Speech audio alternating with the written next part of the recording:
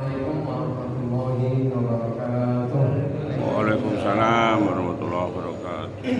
Innal hamdalillah nahmaduhu wa nasta'inuhu wa nastaghfiruh wa na'udzu billahi min shururi anfusina wa sayyi'ati a'malina. Man yahdihillahu fala mudilla lahu wa man yudlilhu fala hadiya lahu. Asyhadu an la ilaha illallah wahdahu la syarika lahu wa asyhadu anna Muhammadan abduhu wa rasuluh. Allahumma salli wa sallim wa barik ala nabiyyina Muhammad wa ala alihi wa ashabihi ajma'in, amma ba'd. Ibadallah, usikum wa nafsi bi taqwallah faqad fazal muttaqun. Bapak Ibu seluruh jamaah Masjid As-Sakinah Mojokerto Indah, Mojokerto kita Kediri, yang semoga Allah senantiasa memberikan limpahan nyaman dan karunia-Nya. Amin. Ya, semua panjang, manfaat berkah, sehat lahir batinnya dan murah rezekinya. Amin ya rabbal alamin. Puji syukur alhamdulillah kalau kita panjatkan kehadiratnya atas limpahan karunia-Nya. Salawat dan salam mudah-mudahan selalu tercurah kepada Nabi kita Muhammad sallallahu alaihi wasallam. Hari ini hari Senin malam Selasa tanggal 22 Rabiul Akhir 1447 Hijriah, bertepatan dengan tanggal 13 Oktober 2025 Miladiah. Mari Bapak Ibu kita awali kajian kita pada malam hari ini dengan bersama-sama membaca Al-Basmalah. Bismillahirrahmanirrahim. Di kesempatan malam hari ini saya akan mengajak Bapak Ibu untuk mari mengupayakan untuk menjadikan sholat kita menjadi pencegah perbuatan keji dan mungkar. Ya. Karena faktanya banyak, masih banyak orang-orang Muslim, orang-orang yang bahkan rajin sholat, tetapi masih juga melakukan kemaksiatan. Ya, STRJ, sholat terus maksiat jalan. STRJ.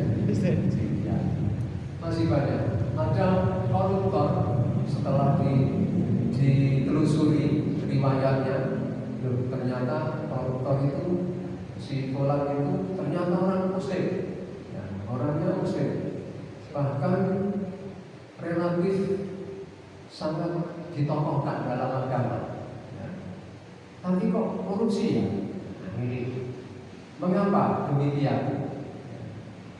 Padahal Allah telah berfirman, yang ini nanti akan kita baca, bahwa sesungguhnya sholat itu mencegah dari perbuatan keji dan mungkar. Tapi kok ini ada orang yang tentu sholatnya tidak diragukan, artinya tertibnya itu, disiplinnya itu sudah jelas. Tapi kok belum bisa tercegah dari perbuatan korupsi, ya, perbuatan korupsi, perbuatan maksiat yang lain. Mengapa demikian? Nah, oleh saat itu mari Bapak Ibu kita baca surah Al-Ankabut ayat 45 juz 20, ya, akhir dari juz 20. Karena setelah ayat itu, ayat 45, ayat 46-nya itu sudah juz 21. Ya. Al-Ankabut artinya adalah laba-laba. Bahasa Jawanya kolong. Dan sing sederek itu kolong cukik. Enten malih sejarahnya sederek sing sae kolong nuwun. Senes kolong nuwun. Kolong nuwun itu biru. Baik, kita baca satu ayat tersebut. A'udzu billahi minasy syaithanir rajim. A'udzu billahi minasy syaithanir rajim.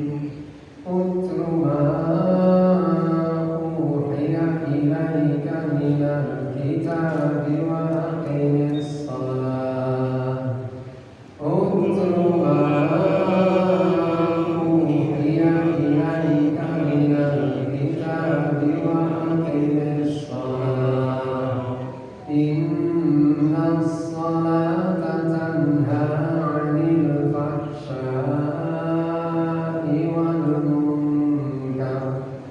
Inna sholata tanha 'anil fahsya'i wal munkar wa ladhikrullahi akbar wa ladhikrullahi akbar wallahu ya'lamu ma tasna'un wallahu ya'lamu ma tasna'un.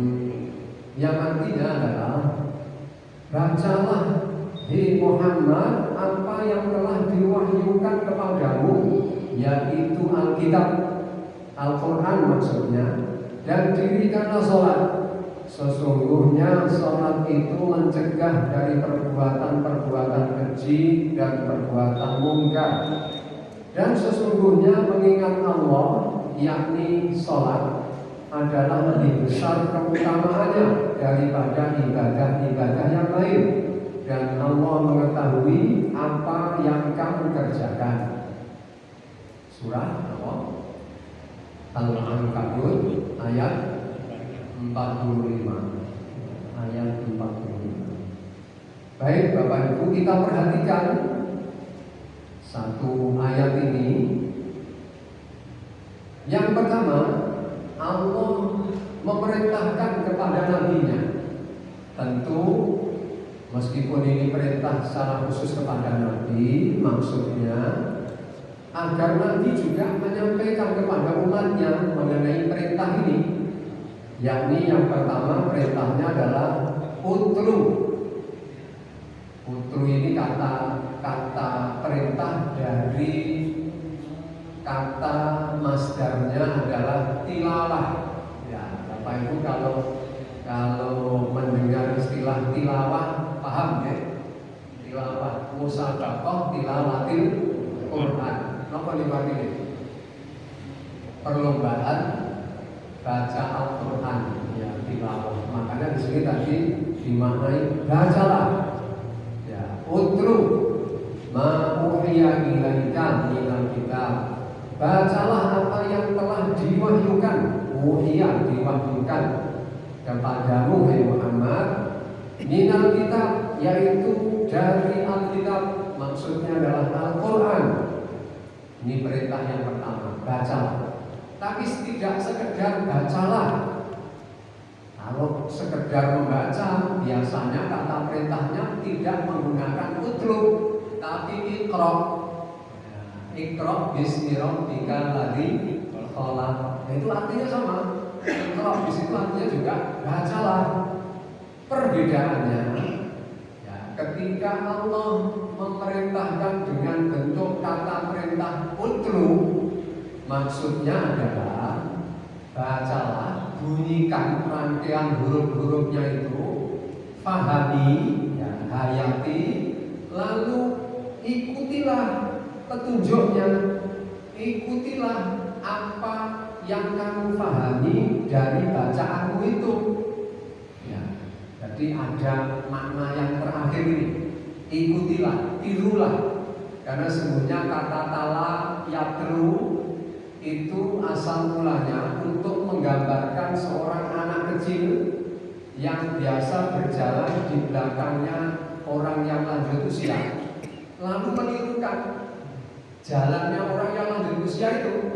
Jadi kalau orang yang lanjut usia di depannya itu jalannya itu bungkuk, ya, sambil bunuh begitu, maka anak kecilnya yang di belakangnya mesti menirunya.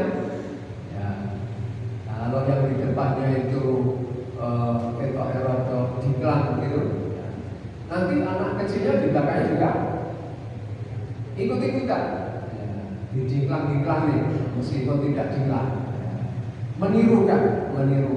Jadi di sini makna utlu di sini bacalah sekaligus ikuti tiru. Ya, ini yang pertama. Saya kira ini sangat penting. Karena kita rata-rata kita atau kebanyakan kita ini di dalam membaca Al-Quran hanya mentargetkan sampai memahami kandungannya, belum mentargetkan sampai mengikuti petunjuk-petunjuknya.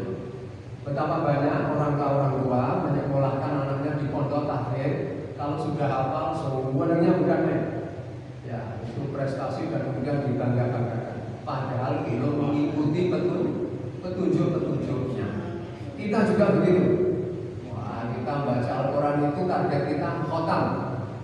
Oleh khotam, nanti kemudian disyukuri di di khotaman, nanti pesta. Hanya sampai di situ. Padahal ya memang ibadah. Ya, seperti apa yang kita lakukan ini membaca Al-Quran, Bapak Ibu tadi yang mengikuti bacaan itu, setiap hurufnya itu kita dapat pahala kebaikan berapa? 10 luar biasa. Kita hanya sampai sebatas di situ. Ya. Atau maksimal memahami saja, belum sampai pada targetnya mengamalkan. Maka dari itu perintahnya di sini adalah utlu, bacalah dan ikutilah, tirulah apa yang sudah kamu pahami dari bacaan itu Muhammad. Maksudnya begitu. Apa yang dibaca tadi? Al-Quran.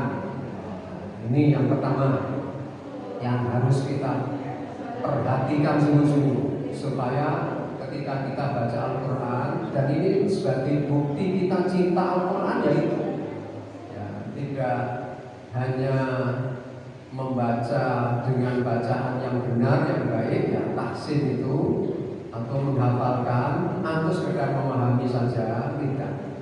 Tetapi menirukan, mengikuti petunjuk-petunjuknya.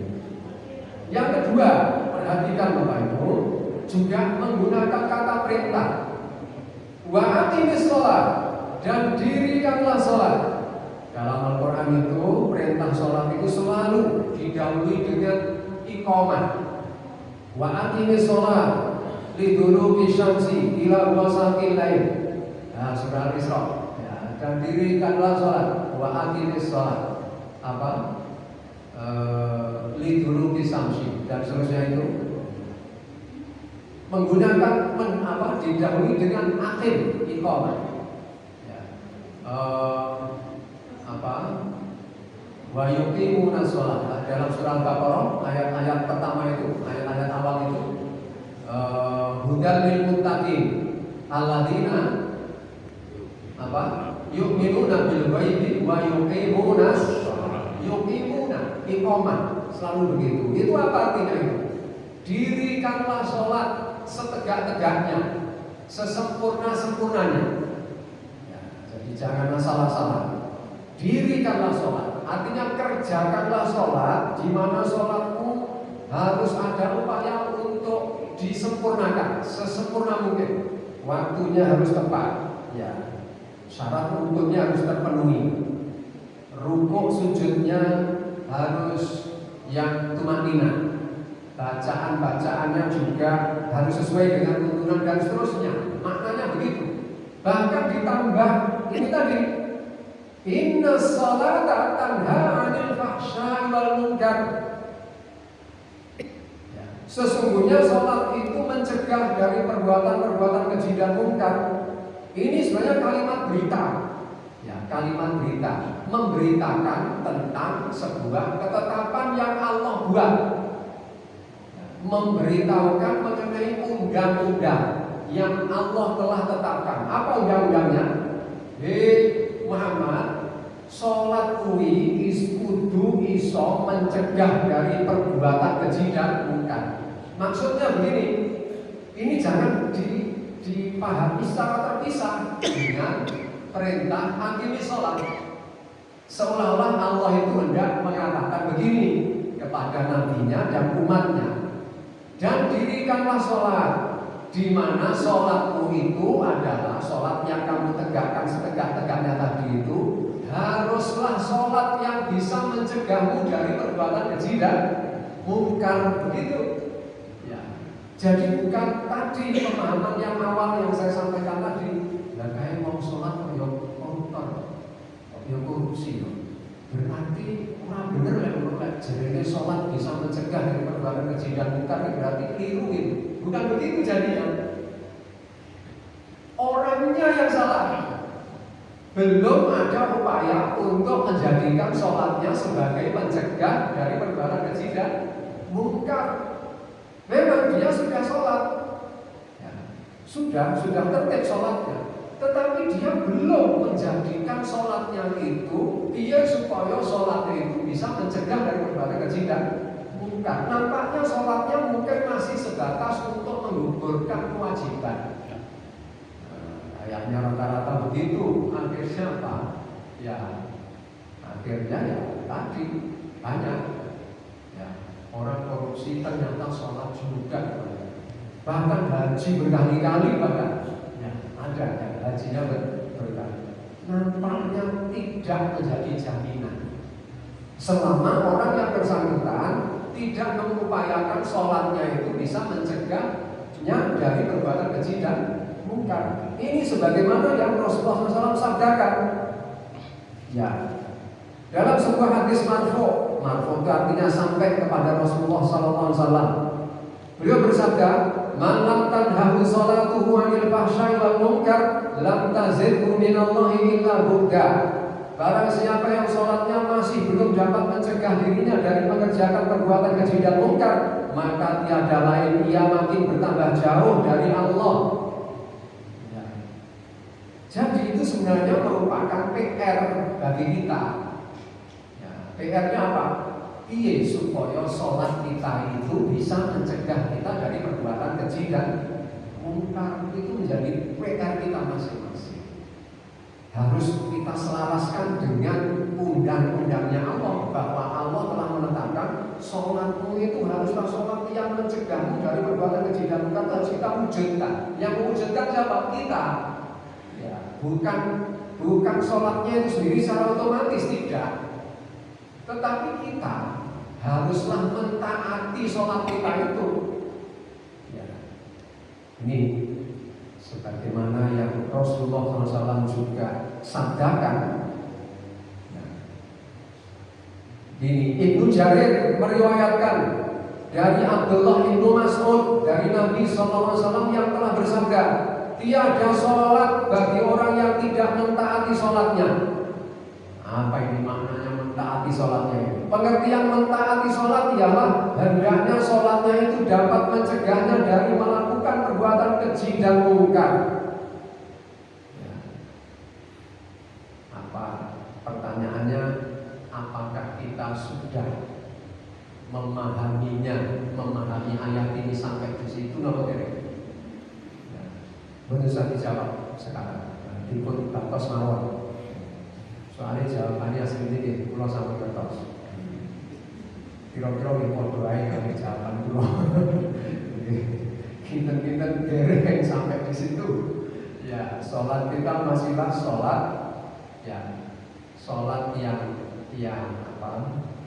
Tadi itu dalam rangka hanya untuk melaksanakan kewajiban saja. Belum sampai kepada yang mengupayakan supaya sholat kita ini bisa mencegah kita dari perbuatan keji dan munkar. Ya. Di riwayat yang lainnya disebutkan Abu Khalid di lain waktu meriwayatkan dari Abdullah, tiada sholat bagi orang yang tidak mentaati sholatnya, dan taat kepada sholat artinya sholat mencegahnya dari melakukan perbuatan keji dan munkar. Nah sekarang Bapak Ibu, bagaimana supaya sholat itu bisa mencegah dari perbuatan keji dan munkar itu bagaimana caranya? Nah ini jadinya. Yang pertama Bapak Ibu, salah satunya ini dan ini yang paling pokok juga. Upayakan sholat kita adalah sholat yang khusyuk. Ya, sholat khusyuk. Khusyuk itu bagaimana? Khusyuk itu yang apa? Menjadikan hati kita itu takut kepada Allah. Ya, khusyuk itu maknanya takut kepada Allah. Makna takut di sini bukan takut kemudian terus lari menjauh dari Allah, bukan. Bukan seperti takut kita kepada harimau. Kita kalau takut dari harimau kan menjauh, ya, berlindung, bersembunyi supaya tidak diterkam oleh dari makhluk. Tapi kalau kita takut kepada Allah, memang takut terhadap azab Allah, sehingga kemudian mendorong kita, takut kita terhadap azab Allah ini mendorong kita untuk kita kemudian mentaatinya, ya, taat patuh kepada perintah-perintahnya, menjauhi larangan-larangan. Itu. Tetapi semakin mendekat, ya, takarrub kepada ya, ini ada di dalam satu hadis diriwayatkan oleh Imam Ahmad dari Abu Hurairah yang pernah mengatakan bahwa seorang lelaki datang kepada Nabi SAW lalu berkata, "Wahai Nabi, sesungguhnya si fulan selalu mengerjakan sholat di malam harinya, tetapi bila pagi hari ia mencuri." Nah ini tadi, apa tadi? Sholat terus, maksiat jalan. Ini ada hadisnya.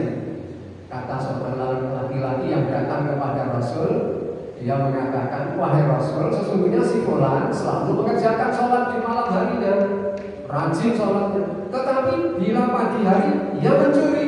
Maka Nabi SAW menjawab, "Sesungguhnya dia kelak akan dicegah oleh sholatnya yang dia katakan itu." Artinya dia apabila dia menghayati bacaannya dalam sholat itu, ya, itulah nanti yang akan mencegahnya dari perbuatan keji dan mungkar itu. Sayangnya kita ketika sholat itu, ya, kita memang sudah hafal bacaan-bacaannya, baca Al-Fatihah hafal di luar kepala.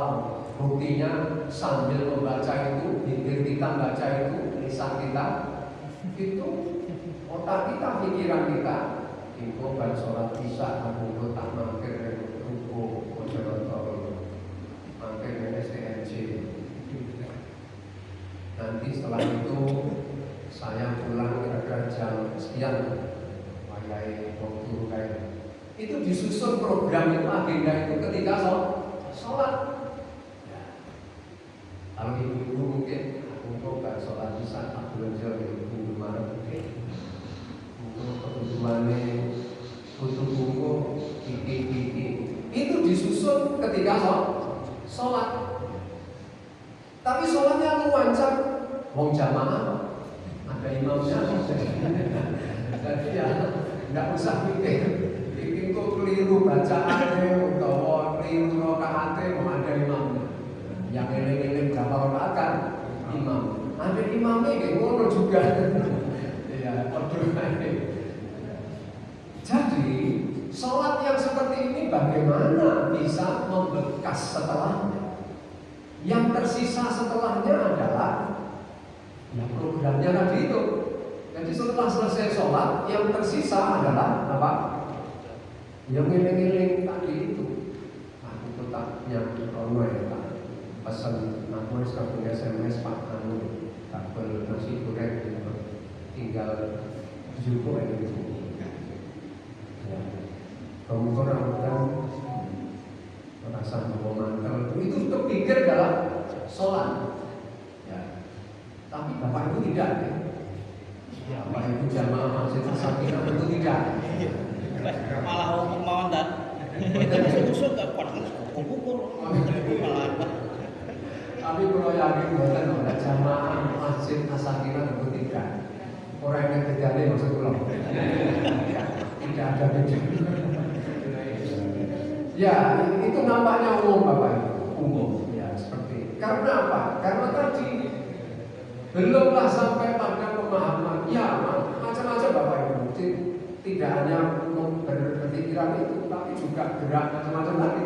Ya, iya, terus gatel saja untuk berapa kok? Ya, sosok sampai mobil barang. Padahal sebenarnya itu adalah setan. Ingin kenal setannya. Setannya namanya Hamzah. Ya. Ini saya bacakan. Dari Uthman bin Abil As radhiyallahu anhu yang berkata, "Wahai Rasulullah, setan telah menghalangi antara aku dan sholatku serta mengacaukan bacaanku." Maka Rasulullah sallallahu itu adalah setan yang disebut dengan khamzah. Jika engkau merasakan sesuatu gangguan, maka bacalah ta'awudz dan meniuplah ke kiri 3 kali. Uthman mengatakan, aku pun melakukan itu dan Allah pun menghilangkan was-was setan dariku. Hadis riwayat oleh Imam Muslim. Ya, namanya khamzah. Sinten? Khamzah. Kha nun za ba khamzah. Ikut-ikut ya. Bagi lek kepanggil wong dalan. Untuk guling ngata. Karena memang setan itu tidak suka Bapak, itu tidak rela apabila ada seorang hamba, seorang manusia yang sholatnya itu khusyuk, yang sholatnya itu taat betul, ya, taat betul. Dia tidak rela karena sudah ditetapkan oleh Allah setan itu menjadi penghuni neraka, sehingga dia telah minta kepada Allah dan diizin oleh Allah, diperkenankan. Apa permintaannya? Aku akan menggoda, mencari teman-teman untuk bisa menemaniku di dalam neraka. Dengan cara apa? Aku akan ganggu dari arah depannya, belakangnya, kanannya, kirinya, atasnya, bawah lengkap. Ya, artinya dengan berbagai cara. Lek orang mikir tadi nyusun agenda, yang orang-orang ngiling-ngiling barang hilang. Nyusun kunci rumah tak ngiling jendela. Tapi orang ketok dan jendela. Yang dia kira-kira itu dile-dile ketika sholat. Ya. Kalau nggak begitu ya tadi. Ya, pukul-pukul, ada sing anok, muak. Wah. Ya. Padahal itu perbuatan setan. Ya. Ini saya bacakan. Hadisnya juga sahih. Dari Abu Hurairah radhiyallahu anhu bahwasanya Nabi SAW bersabda, menguap itu dari setan. Bila seseorang di antara kamu menguap, tahanlah semampunya. Riwayat Imam Muslim dan Imam At-Tirmidzi, dan ia menambahkan dalam sholat. Jadi menguap dalam sholat itu perbuatan setan. Maka Bapak Ibu apabila mengalami hal demikian, ketika menguap kok, ketika sholat kok, padahal kok saat sholat itu orang ngantuk, orang muak, orang begitu masuk sholat kok rasanya kok yang muak. Ya. Ada yang begitu, itu adalah setan. Setan khamzah ini kalau mendengar adzan dia lari sejauh-jauhnya. Tapi kalau adzannya sudah selesai, mendatangi orang sholat, lalu meniup-niup pantatnya, sehingga orang yang sholat merasa, aku kok yang ngantuk ini. Was-was. Maka Rasulullah berpesan kepada orang yang mengalami seperti ini, apabila kamu merasakan seperti itu, janganlah kamu tergesa-gesa membatalkan sholatmu hingga kamu mendengarkan suaranya. Nah, kalau mendengar dud atau dud, kalau usah dud, nah berarti memang itu. Tapi kalau belum mendengarkan, jangan kamu batalkan. Atau kalau kamu tidak mendengarkan hingga kamu mencium baunya. Karena terkadang orang itu tidak ada suaranya, bes, begitu aja. Ada yang begitu. Maka kalau itu terjadi, tunggu sampai ada baunya. Ini kok ngambil potong. Korsleting ini. Ya. Tapi kalau ini koyoknya butuh kabel kopong ini, mirip senggung. Apa senggung itu? Apa ya? Senggung itu bahasa belajar biasa dimakan. Dan ada hewan seperti musang, nanti kalau dia terancam itu biasanya mengeluarkan gas. Jadi semacam kentut. Ya ini untuk melindungi diri, itu namanya senggung kalau bahasa Kalimantan. Bahasa Indonesia apa ini? Ya. Jadi menguap itu termasuk perbuatan setan. Jadi kalau Bapak Ibu ada rasa menguap ketika sholat, tahan sekuat tenaga. Wah, kalau juga tetap terpaksa tidak bisa ditahan, harus menguap juga, tutup. Ini tutup. Ditutup. Jangan malah dilepas.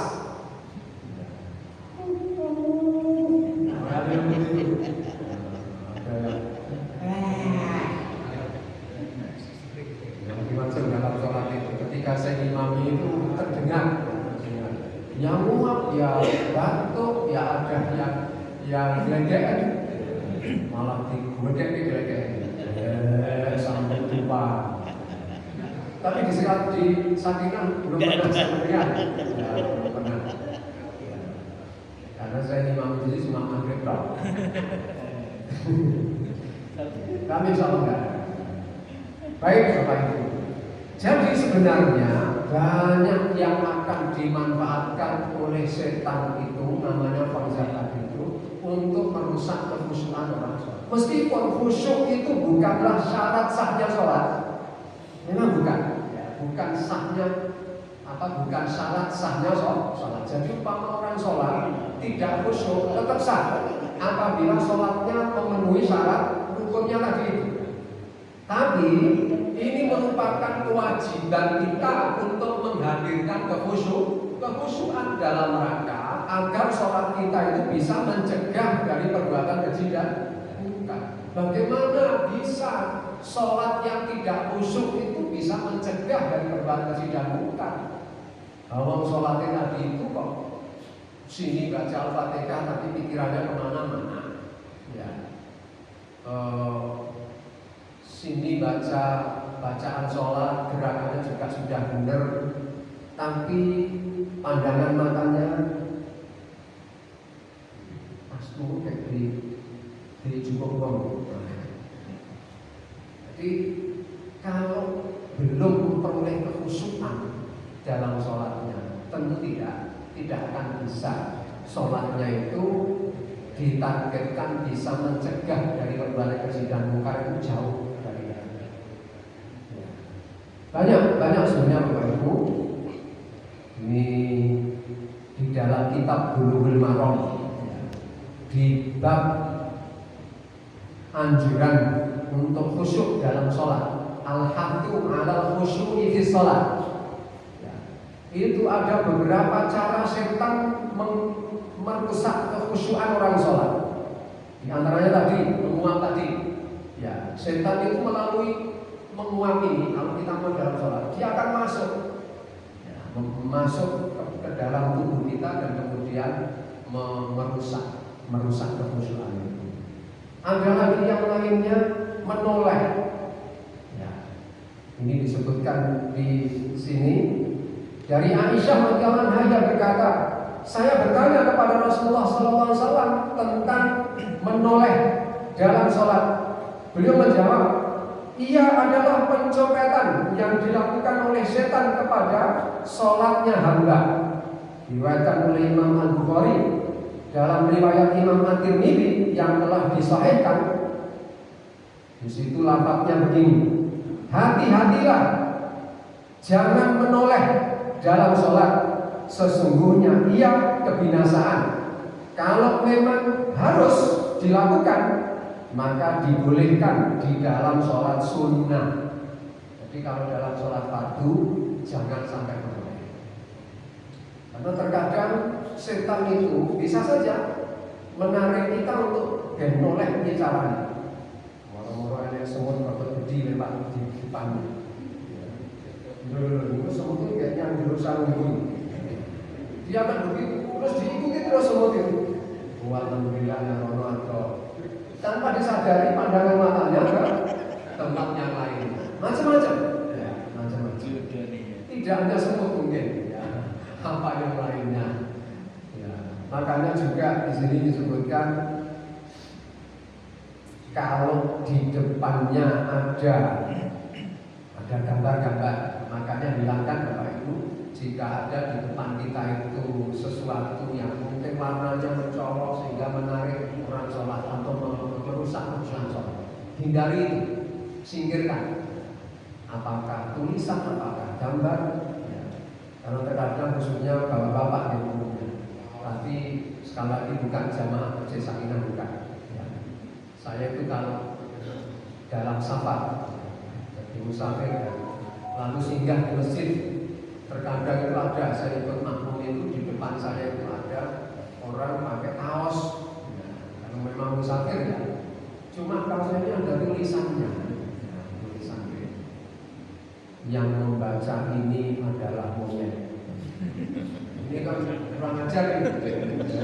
Dipakai sholat bisa. Jadi saya sholat di belakangnya rukuk, ya Allah antara waktu rukuk masih tidak ada masalah. Begitu sami Allah liman hamidah. Kok tulisannya ngomong? Ini nak menghina ini. Jadi mikir macam-macam. Ya ini kurang ajar ini. Ya. Jadi hindari hal demikian. Jadi hati-hati bagaimana caranya untuk sholat kita menjadi khusyuk itu harus diciptakan. Apa tidak boleh menghias masjid? Boleh selama tidak merusak kekhusyukan orang sholat. Ya, apa tidak boleh kita sholat di sajadah atau di karpet yang sudah ada motif-motif? Boleh saja. Ya, selama motif atau gambar dan sebagainya tidak mengganggu kekhusyukan. Ya, boleh. Oke. Jadi sekali lagi setan siapa tadi namanya? Khanzab. Ya, Khanzab itu akan selalu berupaya untuk menjadikan sholat kita itu rusak, menjadi tidak. Lalu bagaimana untuk menjadi khusyuk? Nah ini penting saya kira Bapak. Dan ini saya kira tidak perlu diuraikan karena sesungguhnya simpel. Yang pertama, supaya sholat kita menjadi khusyuk itu ketika sholat ya akan mengerjakan sholat betul ikhlaskan niat karena Allah semata.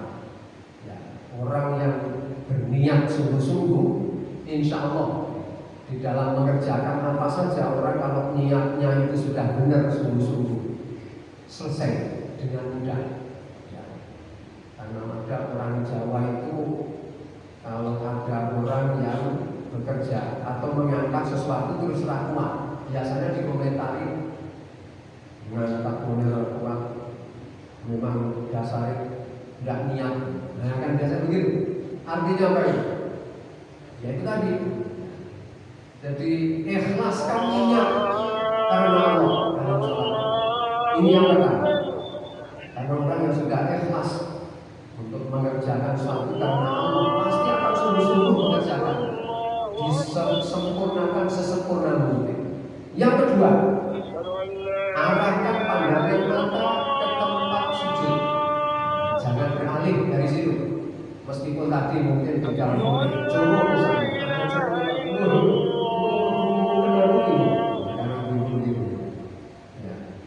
lalu dia terus mengikuti apa saja itu akan dimanfaatkan oleh setan untuk merusak. Jadi arahkan pandangan mata selalu ke tempat sujud. Karena tadi kalau sampai memulai itu berarti panjenengan kecopetan. Kata Rasul tadi, siapa yang memulai? Setan. Siapa setannya? Khanzab. Khanzab itu namanya setan yang mengganggu kekhusyukan orang sholat atau mengganggu orang sholat. Jadi jangan dipakai untuk jujur. Nanti aku teori sendiri sokong bahasa Arab. Khanzab. Khanzab. Nah itulah akhlak dalam sholat ini. Baik.